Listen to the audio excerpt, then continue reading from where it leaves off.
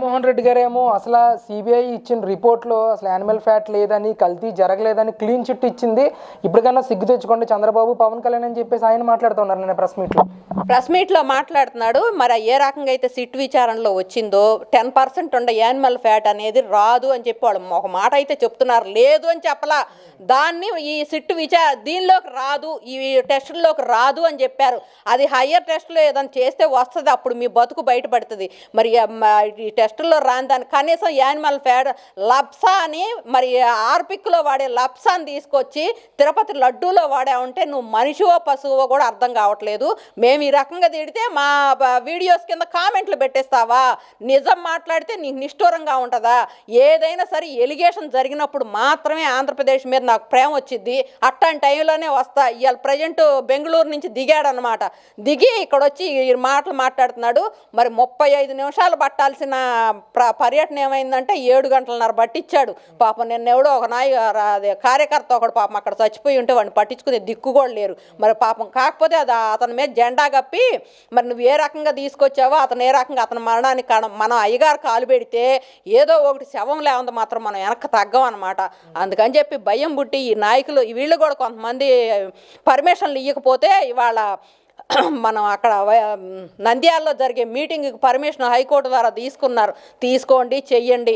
ప్రజానాయకులు అంటే ప్రజల్లోనే ఉండాలి, ప్రజలు మంచి కోరాలి. అంతేగాని వాళ్ళని లిక్కర్ స్కాముల్లో లిక్కర్లో కల్తీ లిక్కర్ కలిపి ఏ రకంగా అయితే ఎంతమంది చనిపోవటానికి కారణమయ్యావో చూస్తున్నారు జనం. ఇవన్నీ నీకేం అర్థం కావు. మరి నేను వచ్చి చెప్పిందే వేదవాక్కు, అదే వింటున్నారు మాటలు అని చెప్పేసి కొంతమంది జెండాలు సీఎం సీఎం సీఎం అని జెండాలు పట్టించి మాట్లాడి ఏ రకంగా అయితే చేసుకున్నావో, మరి నీకు నిజంగానే మంచి గుడ్ గవర్నెన్స్ ఇచ్చావమ్మా విడదల రజని. ఆ గుడ్ గవర్నెన్స్ని ఎంత దిగజారుతనానికి తీసుకొచ్చిందంటే 151 దగ్గర నుంచి 11కు తీసుకొచ్చే లెవెల్లో గుడ్ గవర్నెన్స్ అందించావు. ఇది కూడా మాకు ఏమన్నా ఈవీఎంలు ట్యాంపరింగ్ అది ఇదని కొన్ని మాస్ కుక్కలు వాగుతున్నాయి అనమాట. ఆ కుక్కలు వాగేటప్పుడు మేము కూడా మాట్లాడతాం. మాకు 164 వస్తే మరి ఏదో ట్యాంపరింగ్ జరిగిందని చెప్పి మాట్లాడినప్పుడు మీకు 151 వచ్చినప్పుడు కూడా అదే జరిగి ఉండొచ్చు. అందుకని చెప్పి మీరు ఇవన్నీ గమనించుకొని మాట్లాడితే బాగుంటుంది. మీరు మాట్లాడుతుంటే దెయ్యాలు వేదాలు వల్లిస్తున్నట్టుంది. అంటే ఇదే తరుణంలో రాష్ట్రంలో దాడులు జరుగుతున్నాయని అంటూ కూడా అనిల్ కుమార్ యాదవ్ ప్రెస్ మీట్ పెట్టి మాట్లాడుతూ పోలీసు వ్యవస్థని పోలీసుల్ని పక్కన పెట్టి వైసీపీ టీడీపీ రెండూ తేల్చుకుందాం రండి అని చెప్పి ఛాలెంజ్ విసురుతూ ఉన్నాడు ఆయన, ఒక మాజీ మంత్రి. ఎలా చూడొచ్చండి అసలు ఈ ఛాలెంజ్? ఇదేంటంటే ఆంధ్ర రాష్ట్ర ప్రతిష్టని దెబ్బతీసే విధంగా మాట్లాడితే ఇప్పుడు వచ్చే పెట్టుబడులు కూడా రాకుండా ఉంటాయి. మేమేం చేసాం, ఏం చేయలేకపోయాం, మా సత్తా ఏం లేదు, ఇక్కడ ఏం చేసింది చూయించాల్సి వస్తుందని చెప్పి ఇట్లాంటి సవాళ్ళు వేస్తున్నావు. కానీ ఏ రకంగా అయితే అంత క్రితంలో మా హయాంలో కనీసం క్యాండిల్ కానీ విసిరికన్న ఫ్యాక్టరీలు కానీ ఏం తేలేదు మనము. ఇవాళ తెచ్చిన ఈ పెట్టుబడులన్నీ ఏంటని చెప్పి మీకు అసలు మింగుడుపడిన విషయం అనమాట.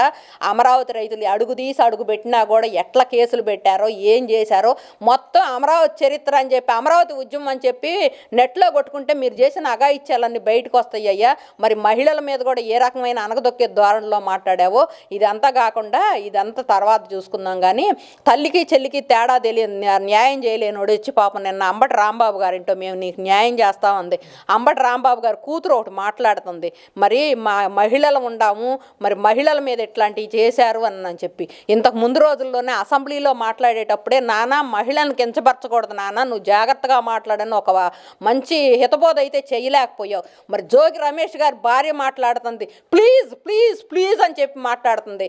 అమ్మాయి ఇవాళ నీ ఇంటి మీదకి వస్తే నీకు నొప్పి తెలిసింది, మరి చంద్రబాబు గారి ఇంటి మీద పోయినప్పుడు నువ్వేం మాట్లాడలేకపోయావే, మరి ఎవరు అనలేకపోయావే, అట్లా వెళ్ళకూడదు తప్పు అని చెప్పి చెప్పలేకపోయామే. ఆ రోజు ఎవరు ఈ మహిళలు ఎవరు, మరి భువనేశ్వర్ గారు కానీ మరి వాళ్ళు లోకేష్ గారి వైఫ్ కానీ ఎవరు కూడా బయటికి రాలా నీకు మళ్ళీ వేడుకోవటానికి.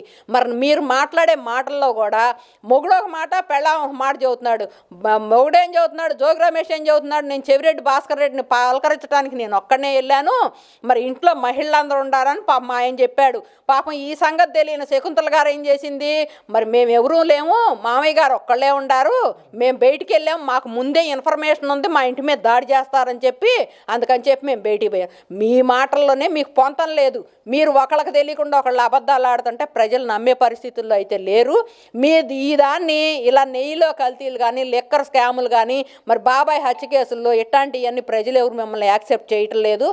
దయచేసి అబద్ధాలు మాట్లాడకుండా నిజాలు మాట్లాడితే ఈ 11 సీట్లకి ఇంకా పెరిగే అవకాశం ఉంటుంది. కానీ ఇట్టానే అబద్ధాలు మాట్లాడితే సింగిల్ డిజిట్లోకి పోయే అవకాశం మాత్రం గట్టిగా కనపడుతుంది.